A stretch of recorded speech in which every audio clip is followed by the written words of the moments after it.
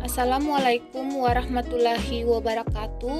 Kami dari kelompok 2 akan membahas tentang memahami komunikasi antar pribadi yang akan dibawakan oleh yang pertama Malvia Hosin, yang kedua Nadila Safitri, dan yang ketiga Muhammad Rizky Septiawan.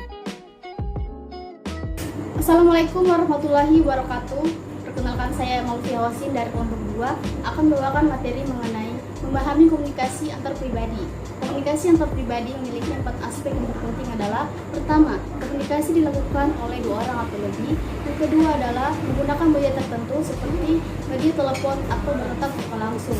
Yang ketiga adalah bahasa yang digunakan adalah bahasa informal atau tidak baku, misalnya menggunakan bahasa daerah, bahasa pergaulan, atau kombinasi dari beberapa bahasa. Yang keempat adalah bila komunikasi terjadi dalam masyarakat, maka tujuan yang tercapai bersifat personal atau pribadi. Bila komunikasi terjadi dalam suatu organisasi, tujuannya adalah untuk melakukan tugas atau pekerjaan. Selanjutnya materi akan dilanjutkan oleh dua rekan saya. Terima kasih. Assalamualaikum warahmatullahi wabarakatuh.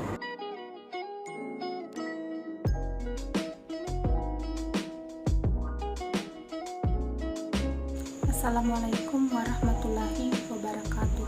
Baik, di sini saya akan menjelaskan tentang tujuan komunikasi antar pribadi. Tujuan yang dapat dicapai dalam komunikasi antar pribadi antara lain: yang pertama, menyampaikan informasi. Salah satu tujuan komunikasi yang dilakukan seseorang kepada orang lain adalah menyampaikan informasi sehingga orang yang diajak berkomunikasi mengetahui sesuatu. Yang kedua, berbagi pengalaman. Selain berbagi informasi, komunikasi antar pribadi memiliki tujuan untuk berbagi pengalaman kepada lawan bicara, baik itu pengalaman yang menyenangkan ataupun sebaliknya. Yang ketiga, menumbuhkan simpati. Komunikasi dapat juga digunakan untuk menumbuhkan rasa simpati. Rasa simpati dapat tumbuh dalam bentuk dukungan moral, bantuan dana, menjadi sukarelawan, dan sebagainya. Yang keempat, melakukan kerjasama. Tujuan lain dari komunikasi antar pribadi yaitu melakukan kerjasama untuk mencapai tujuan tertentu atau mencapai suatu hal yang bermanfaat bagi kedua belah pihak. Yang kelima, menceritakan kekecewaan atau kekesalan. Komunikasi antar pribadi dapat pula digunakan untuk menceritakan rasa kecewa atau kekesalan.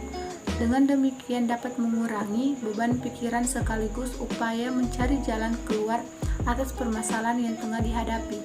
Yang keenam, menumbuhkan motivasi. Melalui komunikasi antar pribadi, seseorang dapat memotivasi orang lain untuk melakukan berbagai hal yang baik dan positif. Motivasi dapat dilakukan dengan berbagai cara, misalnya memberikan penghargaan atas hasil kerja orang lain, pengakuan atas prestasi, dan lain-lain. Terima kasih. Assalamualaikum warahmatullahi wabarakatuh. Perkenalkan, nama saya Muhammad Rizky Septiawan. Saya dari kelompok 2. Di sini saya akan menjelaskan tentang materi saya berjudul bentuk komunikasi antar pribadi. Bentuk komunikasi antar pribadi adalah beberapa macam berdasarkan sifatnya. Komunikasi antar pribadi terdiri atas 2 macam, yaitu yang pertama komunikasi didaktik dalam kurung didaktik communication, atau komunikasi yang berlangsung antara 2 orang dalam situasi tatap muka, dan komunikasi kelompok kecil dalam konteks small group communication, yakni dijelaskan komunikasi antara 3 orang atau lebih di mana setiap anggotanya saling berinteraksi satu sama lain. Dilihat dari partisipannya, komunikasi interpersonal memiliki 4 bentuk, yaitu yang pertama private communication, yang kedua team communication, yang ketiga network communication, dan yang keempat leadership communication. Berikut penjelasannya. Yang pertama, private communication adalah komunikasi antara beberapa individu dalam organisasi bisnis yang dilakukan dengan tatap muka langsung terkait masalah pekerjaan. Yang kedua, team communication, memapakan komunikasi antara anggota tim atau komunikasi antara tim yang satu dengan yang lainnya. Komunikasi ini bersifat aktif sehingga setiap pelaku komunikasi dapat mengemukakan pendapatnya. Yang ketiga, network komunikasi, yaitu komunikasi yang membuat orang-orang yang terlibat di dalamnya dapat saling menghubungi dan mengembangkan hubungan kerja.